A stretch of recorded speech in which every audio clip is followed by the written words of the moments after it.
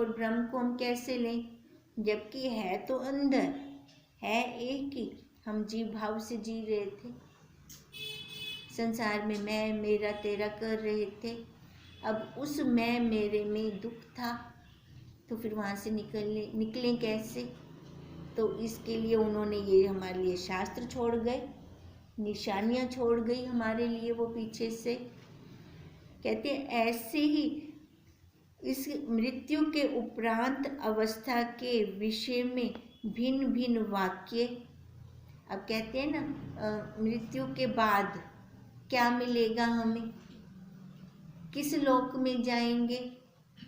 अब क्योंकि जो मृत्यु में हो गया वो तो दर्शन तो आया ना, फिर बताने तो आज जो मर गया वो बताने क्या आएगा, हमें आएगा बताने। पर उन्होंने ध्यान लगाकर, समाधि लगाकर जो देहांतर प्राप्ति के बाद की अवस्था है वो भी हमारे लिए छोड़ गए पुस्तकों में। योग विशिष्ट में सारा कुछ मिलता है, वो सारा कुछ बताते हैं वो, नहीं तो हमें पता कैसे चलता। अब कहते हैं ऐसे ही विचित्र नाना भाव और निश्चय यथार्थ स्वरूप के अज्ञान को ये सिद्ध करते हैं। अगर वो हमें यथार्थ रूप से बताकर गए हैं तो फिर हमारा क्या सिद्ध होता है, जो हमारा अज्ञान था। हमें देखो, अगर हमें कुछ नॉलेज नहीं है शास्त्र की, ब्रह्म विद्या की, तो हमें किसकी नॉलेज है फिर? अज्ञान, अज्ञान मतलब संसार है ना, उसकी नॉलेज है फिर हमें। अब वो नॉलेज हमें तैरती तो नहीं है ना, पार तो नहीं लगाती ना। वो तो है तिनके का सहारा लेके हम नदी को पार करने चले हैं, डूबेंगे मरेंगे, वो तो पक्की बात है। अब कहते हैं ये सारे हमारे लिए कुछ न कुछ छोड़ कर गए हैं कि हम इन पर पैर रख कर तैर कर बाहर निकले इस संसार समुद्र से।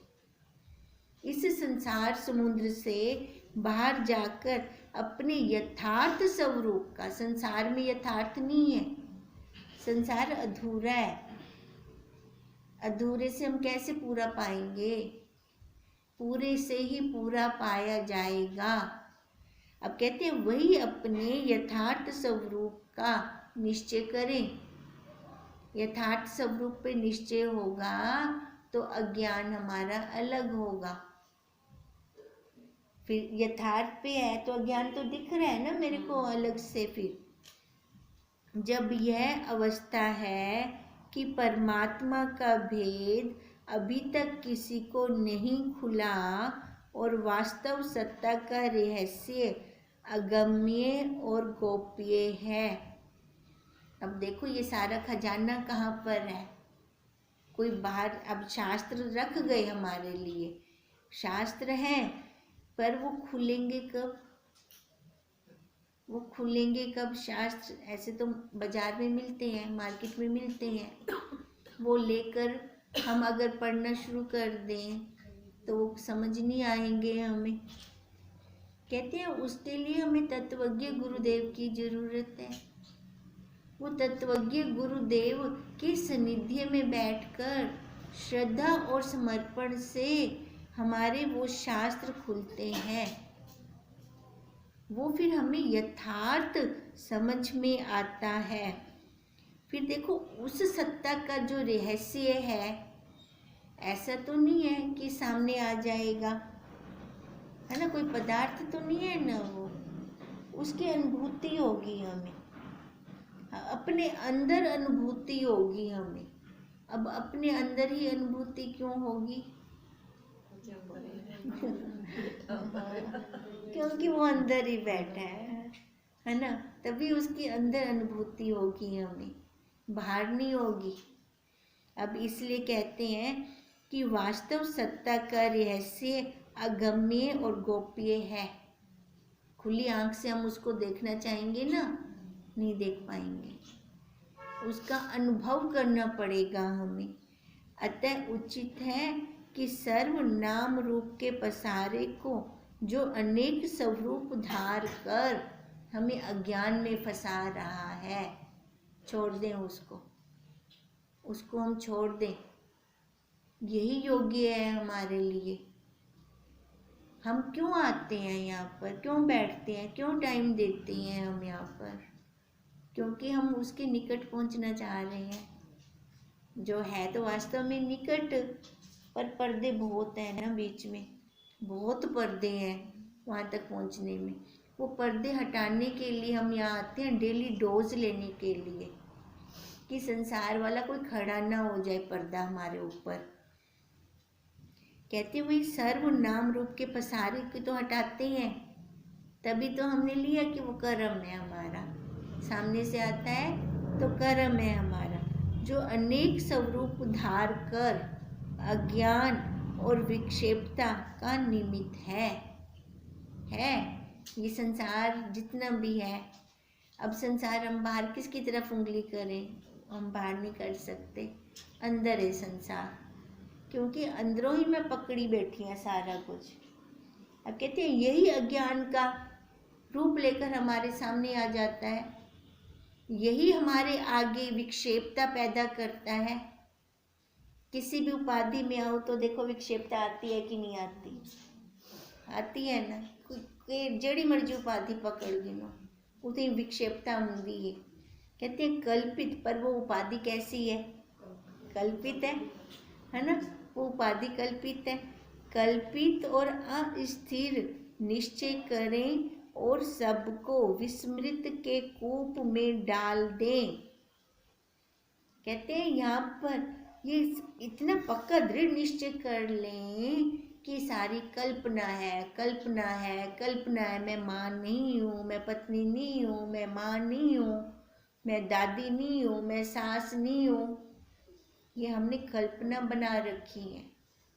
कहते हैं इसके ऊपर इतना पक्का दृढ़ निश्चय कर लें कि ये जितने ये स्मृतियाँ हैं ना इसके भेजे में, सारी जाएं, कुएं में डुबाएं इनको। कुएं में डुबाओगे कि देखो डूब मरसू क्या करेंगे वे क्योंकि वो हैं तो थी कि कोई डुबावड़ा है ना, सब तो पहले था, है तो यही भेजे में ही है। अब उसके लिए क्या करेंगे फिर, वो देखो वो संस्कार है। स्मृति क्या है, स्मृति क्या है, संस्कार ही तो है। अब इन संस्कारों को हटाने के लिए दूसरे संस्कार डालने बीच में, डालते जाएं, वो निकलते जाएंगे। वो बोतल भरती है ना लिसा फूल की, डालते जाओ और उल्टी जन शुरू थी वेंदी है ना, नीचे वाली निकलनी शुरू हो जाती है। हाँ, अब देखो ऐसे ही यहाँ होगा हमारा, इधर भी ये संस्कार डालते जाएं, वो वाले संस्कार निकलते जाएंगे। अपने पास और कोई रास्ता नहीं है, और कोई रास्ता हो भी ये संसार वाले संस्कार है कढ़ते बाहर रख दे, ये परमार्थ वाले संस्कार है चाहते बच पा दे, ऐसा वाला नहीं है कोई भी सिस्टम यहाँ पर। कहते हैं ये विस्मृति के कूप में डालकर जो अवस्था शेष रहे उसमें स्थित रहे। सारा कुछ भुला देना है। भुलाना क्या है, ये इस संसार को भुलाना है। अब संसार में तो अपनी पकड़ है ना, यही पकड़ है ना, इसी पकड़ को भुलाना है।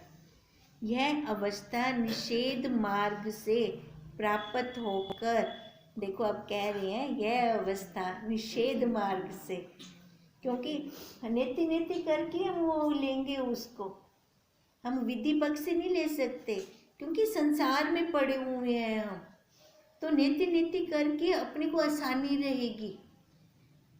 विधि पक्ष से लेंगे ना, अब आपको टाइम ज़्यादा लग, वैसे सही बात है, अपने को टाइम ज़्यादा लग जाएगा विधि पक्ष में, वो अख भी कहना बन से फिर काम ही नहीं बनेगा हमारा।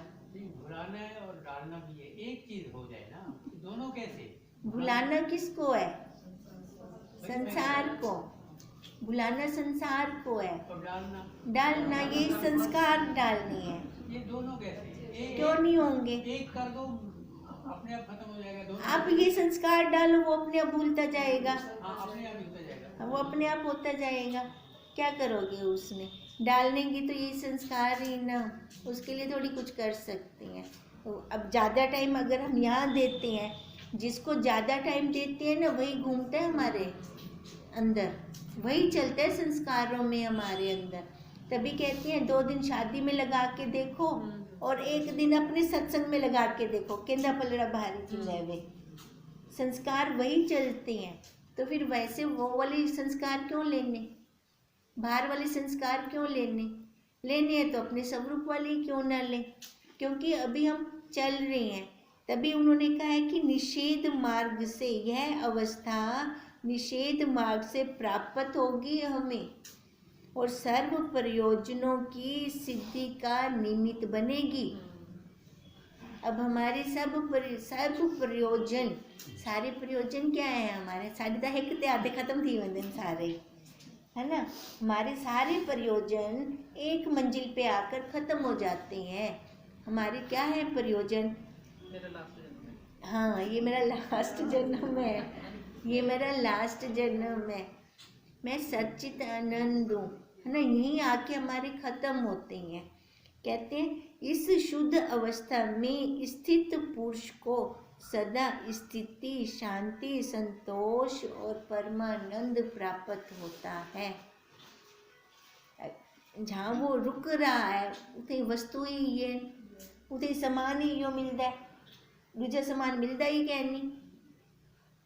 अगर वो उते पुज गए भला उनको केड़ा दुख, केड़ा शोक, केड़ी मुसीबत, तत्ववेता निर्बाध पद में स्थित है। अब जो यहाँ पहुँचेगा वो तत्ववेता ही पहुँचेगा, हमें कहने की जरूरत नहीं है, फिर वो तत्ववेता है। क्योंकि इस मार्ग पर गुरुदेव पहले कहते हैं कोई विरलों में से कोई विरला निकल के ही चलता है, नहीं तो रास्ते में रुकावटें बहुत हैं, प्रलोभन बहुत है रास्ते में, कहीं ना कहीं कोई ना कोई विषय आ जाता है आगे रुकने के लिए। पर इन सबको जैसे जैसे पार करते जाएंगे, देखो अब ये भी नहीं कह सकते कि जो तत्ववेता है उसका लेवल अलग से हो जाएगा, वो थोड़ा ऊंचा हो जाएगा, जैसे स्टेज बना देते हैं, हाँ भी ऐसा भी नहीं होगा, होगा वो इसी लेवल में, ऐसे ही व्यवहार करेगा, ऐसे ही वो चलेगा, पर उसकी स्थिति अपनी होगी, उसकी समझ अपनी होगी, सारा कुछ व्यवहार करते हुए भी। आगे उपशम वो खत्म है अंकल जी, पैसेज वो वाला आगे नहीं।